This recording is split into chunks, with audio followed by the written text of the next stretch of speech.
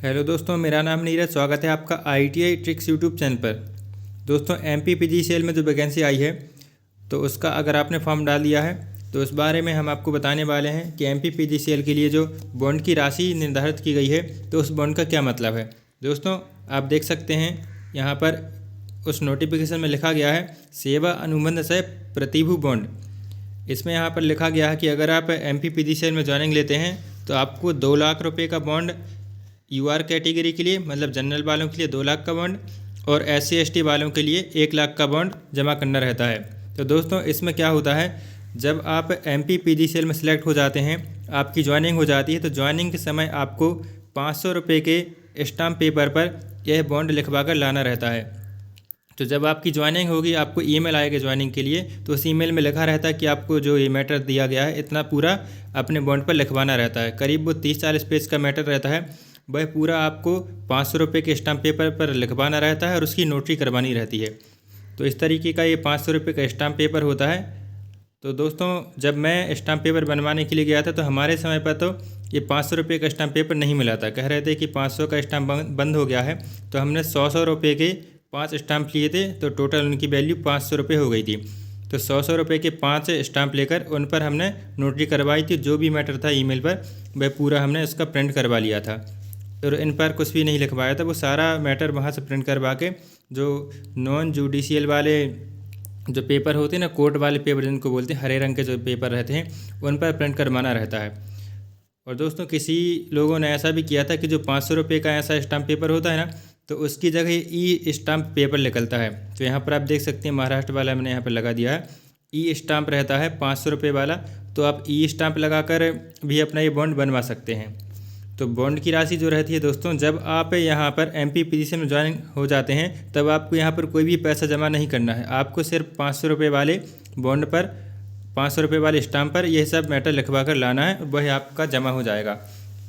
तो बॉन्ड की राशि कब जमा करनी रहती है, जब आप MPPGCL में ज्वाइनिंग के बाद अपनी नौकरी छोड़ते हैं, आप यहाँ पर त्याग पत्र देते हैं, आपका कहीं दूसरी जगह सिलेक्शन हो जाता है। तो आप अगर यहाँ पर नौकरी छोड़ कर जाएंगे तब आप जनरल वालों को 2 लाख रुपये यहाँ पर जमा करना रहेगा और SC ST वालों के लिए यहाँ पर 1 लाख रुपये जमा करना रहेगा, तभी वो यहाँ पर त्याग पत्र अपना दे सकते हैं। और इतना पैसा जमा करने के बाद ही आपको यहाँ से रिज़ाइन मिलेगा। और दोस्तों, इसके अलावा एक जानकारी और हम आपको दे दें, जब हमारी वैकेंसी आई थी, जिस टाइम पे हमने यहाँ पर सिलेक्शन लिया है, उस टाइम पर यह जो बॉन्ड की राशि है वह 50,000 रुपये थी। तो आपको कई लोग बोलेंगे कि नहीं 1 लाख का बॉन्ड नहीं है, 50,000 का है। तो दोस्तों, SC ST वालों के लिए 50,000 रुपये का बॉन्ड राशि था उस टाइम पर और जनरल वालों के लिए 1 लाख रुपये का बॉन्ड राशि था। लेकिन अभी क्या हुआ है, यह राशि बढ़ाकर 2 लाख रुपये कर दी गई है और SC ST वालों के लिए 1 लाख रुपये बॉन्ड की राशि कर दी गई है। तो अगर आपका यहाँ पर अच्छा अनुभव नहीं रहता है काम का, अगर आपको कंपनी खुद आपको निकाल देती है नौकरी से 3 वर्ष के अंदर, तब भी आपको ये बॉन्ड राशि जमा करनी रहेगी। तो बॉन्ड आपका कब तक रहेगा, जब तक आप यहाँ पर ट्रेनिंग रहते हैं। ट्रेनिंग का पीरियड आपका 3 महीने का है और टोटल आपका जो 3 वर्ष का परिवीक्षा अवधि है, तो इन 3 सालों तक ये बॉन्ड की राशि आपका रहेगी। जैसे आप 3 साल कंप्लीट कर लेते हैं और आप चौथे साल में, 5वें साल में या कभी भी 3 साल के बाद अपनी नौकरी छोड़ते हैं तो आपको ये बॉन्ड की राशि जमा नहीं करनी है, आप डायरेक्ट अपना इस्तीफा दे सकते हैं। तो 3 साल तक तो आपको कैसे भी यहाँ पर जॉब करनी ही पड़ेगी। अगर आप छोड़ते हैं तो आपको ये बॉन्ड राशि जमा करना पड़ेगा। आप 2 में से कोई एक काम कर सकते हैं।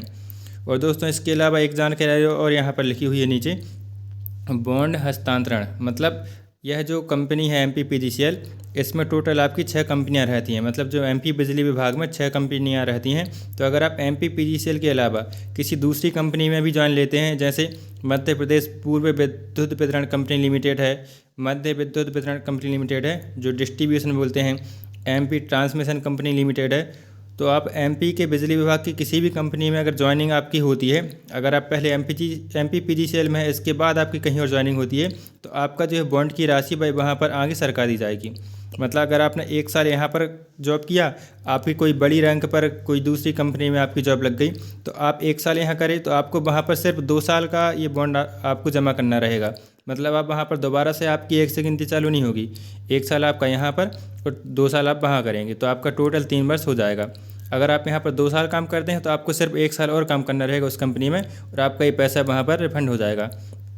अगर आगे वाली कंपनी में आपका जो पैसा है बॉन्ड की राशि वह 2 लाख से ज़्यादा होती है, 3 लाख की है मान लो, तो आपका 2 लाख रुपए का यह राशि और 1 लाख रुपए का अलग से वहाँ से आपको बॉन्ड बनवाना पड़ेगा, तो टोटल आपका 3 लाख का बॉन्ड वहाँ पर बन जाएगा। ठीक है, तो ये सारी जानकारी थी आपको बॉन्ड से संबंधित। तो यहाँ पर आपको अभी कोई सा भी बॉन्ड जमा नहीं करना है, आपको सिर्फ एक स्टाम्प पेपर पर ये लिखवा कर लाना है।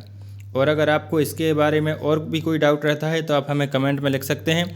हम अभी MPPGCL में प्लांट असिस्टेंट हैं और हमने भी यहाँ पर ज्वाइनिंग ली है, तो हमने भी ये बॉन्ड जमा किया था लिखवा कर। ठीक है, तो चलिए आपको ये सारी जानकारी मैंने बता दी है। आप हमारे चैनल को ज़रूर सब्सक्राइब कर लेना, यहाँ पर आपको MPPGCL से संबंधित सारी जानकारी मिलती रहेंगी।